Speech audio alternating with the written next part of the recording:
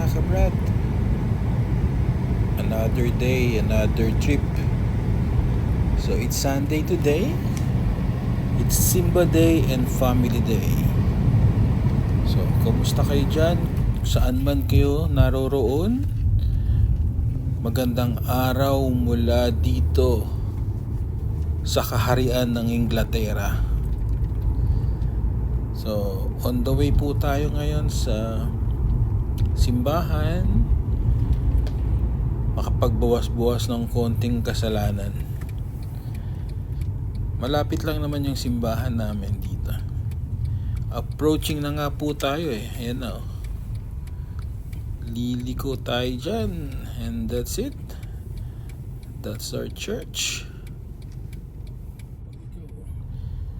Dito na po tayo sa simbahan, sa car park. So medyo maaga-aga kami kasi mabilis mapuno yung car park.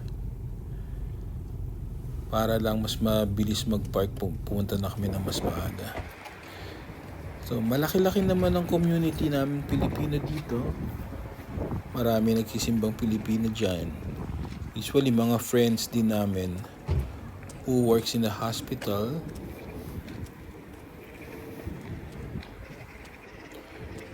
So ang pangalan ng simbahan is St. Joseph Church.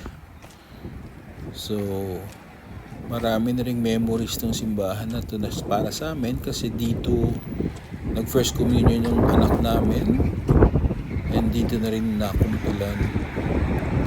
At marami na rin kaming naatinan na binyagan dito na kami ay ninong at ninang. And that's the frontage of our church.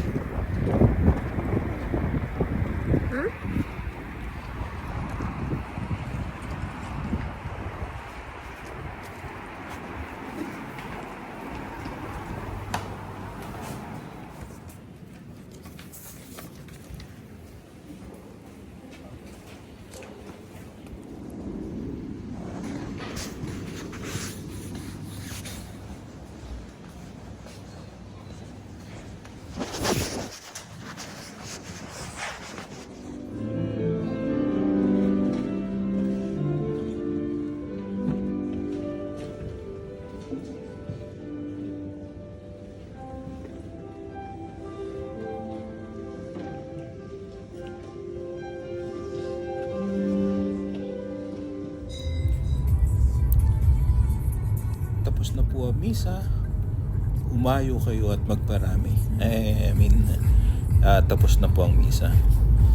So usually pagkatapos namin magmisa, punta kami ng mall o kaya punta ng restaurant. So this time we're driving papunta sa restaurant. Ang naisip namin kainin ngayon is Thai food. So may nakita kami, it's a good review naman, Thai restaurant name Thai Lemon. Gusto ko doon kainin yung yung fried rice nila. Kayo ba mga kabrad, after ng mass, lumalabas din ba kayo ng family niyo? Ano usually nyo na routine kapag family day or after nyo magsimba? Kasi kami ganito lang, normal lang. Ito kasi kinalakihan namin ng mga bata kami. After namin magsimba, punta kami ng mall or punta kami ng restaurant para lang ma-unwind kahit pa paano. So ganito yung ibang daan dito sa UK. Nilalagyan nila ng poste sa may gilid ng karsada para light vehicles lang yung makakadaan. Like kotse, SUV, ganyan. Para hindi makadaan yung mga malalaking truck. Mga brad, comment down below kung anong usually ginagawa nyo after nyo umattend ng simba o ng samba o during family day or weekend, magkakasama kayo ng family for your day off. Comment down below, guys. Thank you nga pala sa ating mga bagong subscribers at sa mga friends natin na nagla-like and share ng ating video. Sana mag-grow itong community natin. Just please subscribe, like, and share, please. Also, comment down below kung anong gusto nyong mapuntahan dito sa UK. Hindi lang ako masyadong nakakalabas ngayon kasi magkakaroon ako ng hospital procedure. Kaya dito lang kami sa malalapit sa area namin na nakakapunta. Okay, malapit na tayo. Nandito tayo sa Pinner East Coast area. I think it's still part of Harrow, yung East Coast.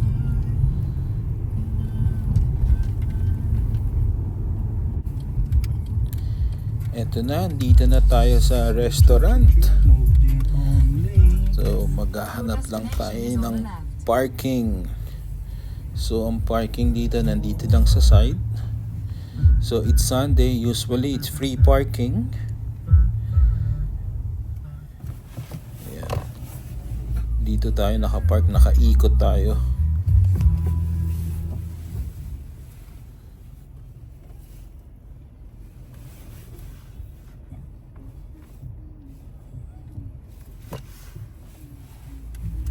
Simple.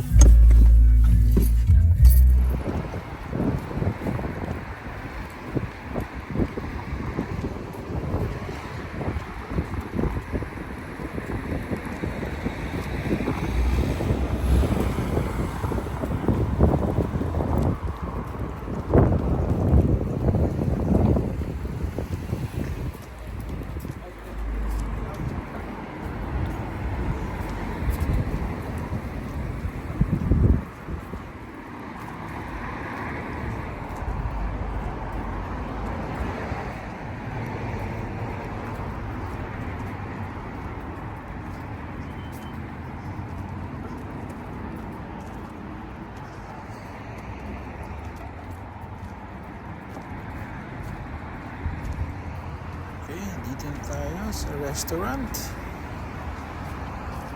Sana masarap. Thank you and welcome to us.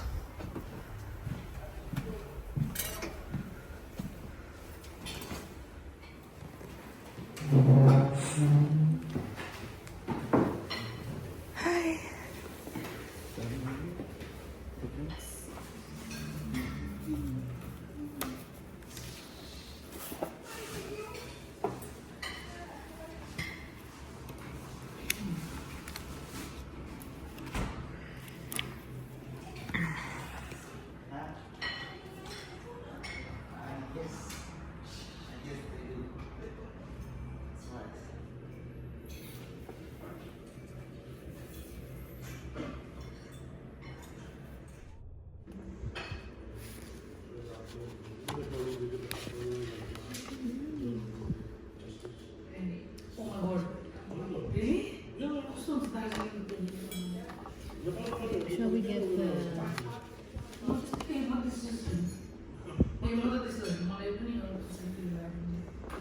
your chicken? Big prawns with glass noodles.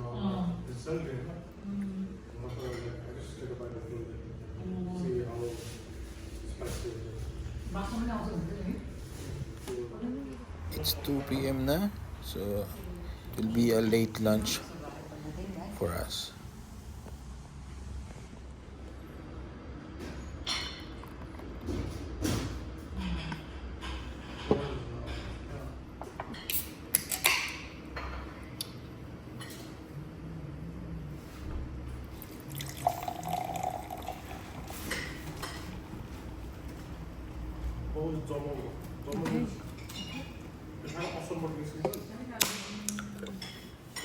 That's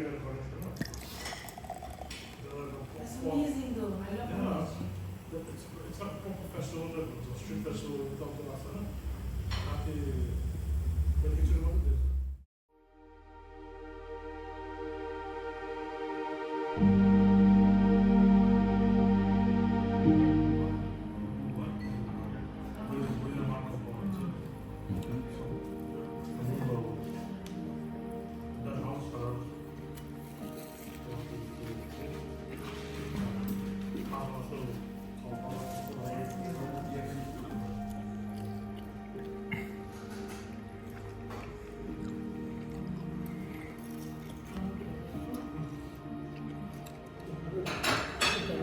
Palang gusto niya, sana sinabi yung gumawa ko sa bahay.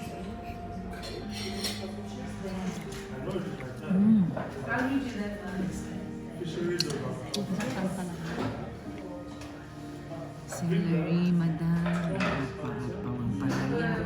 Hindi naging mapa. Anong? I'm sorry. Pay by card, yeah? It's like a medical. No, it's okay. Thank you. Thank you. Thank you so much.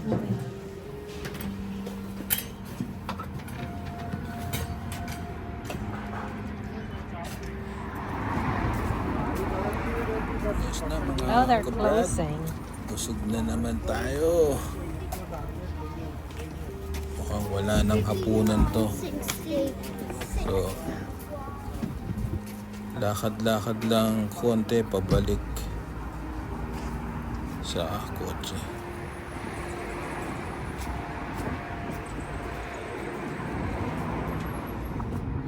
Tinitignan ko lang dyan yung mga klase ng wood flooring para lang magka-idea pag nakalipat kami ng bahay. Gagawin flooring yung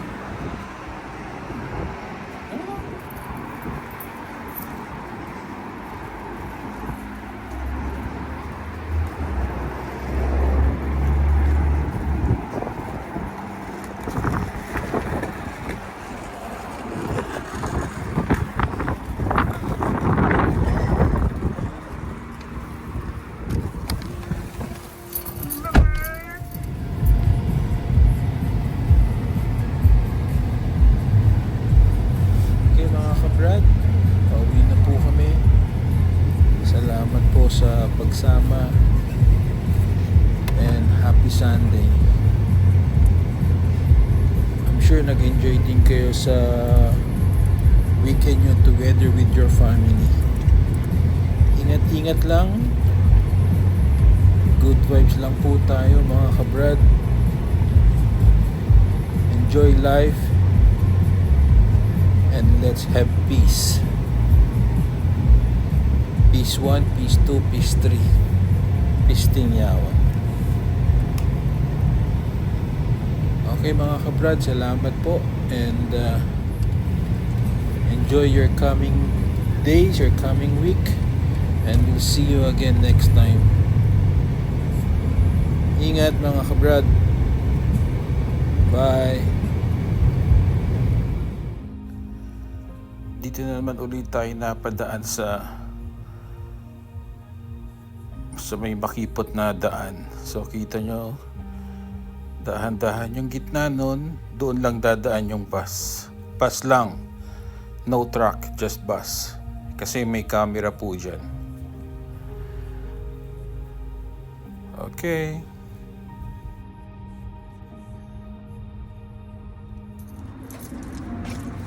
Dito po tayo. We use the key fob to enter to the door. And also dito namin kinukuha yung mga letters. We have a post box, small post box. Pag yung mga malalaki, it's either dinideliver sa taas or iniiwan lang dyan sa baba. Safe na po dyan, wala naman nung kumukuha. May binake nga palang mocha cake si wifey. So sabi niya dito na lang kami mag coffee and tea sa bahay para makatipid-tipid ng konti. And also makain din yung binake niya na cake. Don't worry guys, kakain ko na lang din kayo. I'm sure masarap. Yum yum yum.